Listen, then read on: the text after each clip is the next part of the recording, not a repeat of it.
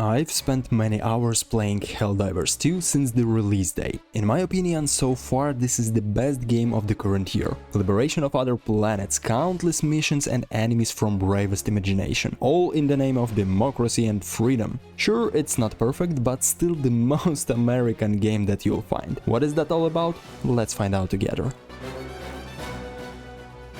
As one of many soldiers in this future war and civilization expansion into space, players will take under a command a spaceship.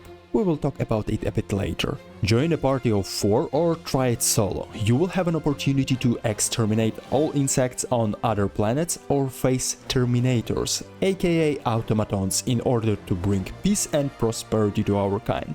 But everything's not as easy as it may seem. You see, this is a tactical shooter. This means that walking right into a horde of enemies blazing guns simply won't work. The main idea of this game is that you're expendable. As rough as it may sound, but it's true. Even on easier levels you may die very fast from the weakest enemy. But ironically, your biggest enemy is yourself or teammates. Yes, self and friendly fire is perfected here. Several times I've died from my own sentries and stratagems, and once you're finished, just another reinforcement will take your place. If the mission is failed, it's failed. Go look for another one, there is no replay. No matter what, show must go on. So with every victory after a successful mission, you'll gain experience, medals and other rewards that will help you to advance. But no worries, this is not a pay-to-win game. New armor and weapons which can be obtained in exchange for medals, or super credits, which is the form of in-game paid currency. From your spaceship you will be able to call for a support weapon or firepower and even upgrade it. Special tactic equipment will become an item of utmost importance. As I mentioned, this is a tactical shooter, hence think twice what gear you'll need for the mission. For example, if you know that you'll have to face many small enemies, you probably would like to have some weapon with a lot of bullets. That's where the machine gun and the Gatling sentry will come in handy. And the opposite, for heavy armored units you'll need many explosives. Let's now talk about my favorite part of Helldivers 2, my own spaceship. I named it Prosecutor of Truth, as it kinda reminds my real job. Here it's not just a place where you select and start missions. First of all, I love the view when you change location. It's just so epic. But that's not all. Actually, it has a practical solution. It will become your best friend on the battlefield. Airstrikes, support gear, reinforcement, resupply, objective items. This is only a part of what it offers. And another thing that I like is that you actually can physically see where your items come from. This is even more epic when playing with someone. Just raise your head up and you will see an armada of spaceships parked aside each other, every one serving to a specific player. The spaceship can be also upgraded with mods, which you can get for medals. This gives small but nice advantages on the battlefield. Moreover, when advancing, you will be able to unlock new equipment and commands for your Eagle. Yep, your spaceship has its own fighter aircraft. It's like a F-35 but in space, and that one can be upgraded too. So, as you see, serve well and shall be rewarded.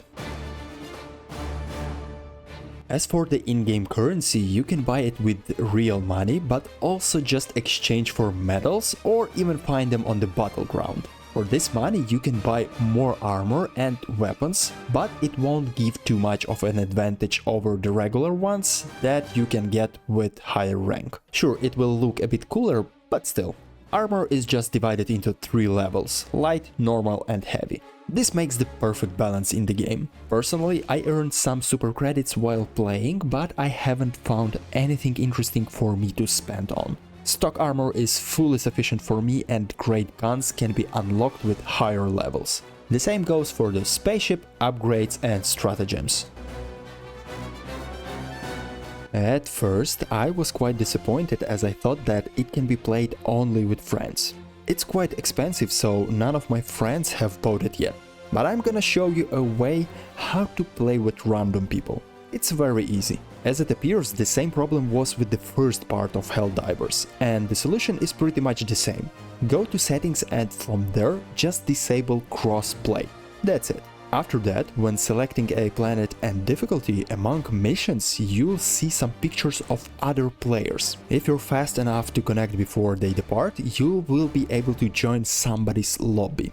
But how to allow other people to find you? I've tested, and this option appears at a specific point. When you're in the Hellpod, just go in and navigate to the drop point minimap. From there, just wait for other people to find you and connect. Sure, it's far from the perfect way and simple matchmaking would be much more convenient, however, I like this. How strange this sounds, but it feels real when another friendly spaceship joins the squadron. Another perk of playing with others is that you will be able to complete more tasks within one mission and earn bigger rewards. Sure, you can do that all on your own, but it will be a hardcore, especially on the latest difficulty levels. So far, I'm on the suicide mission difficulty level and I have no chances to win alone against automatons.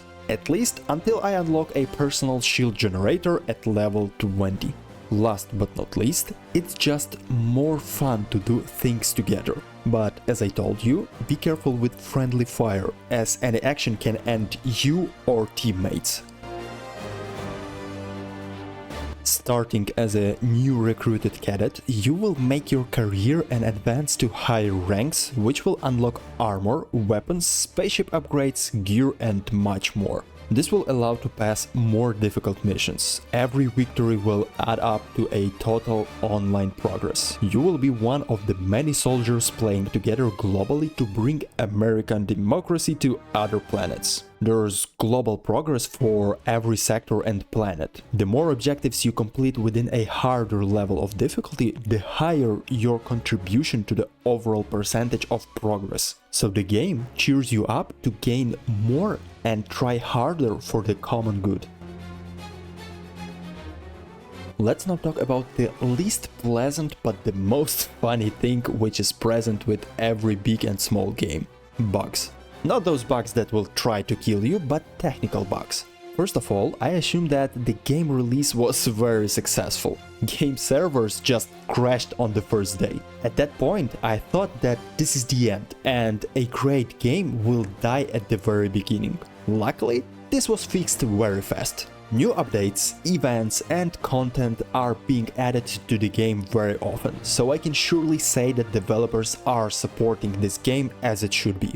Still, there are other bugs. Mostly there were minor problems, such as messed textures or strange physics somewhere. Nevertheless, my last play session was a quite bad experience. For some reason, stratagems weren't properly processed. This means that when I wanted to call a sentry, it was giving me an orbital strike.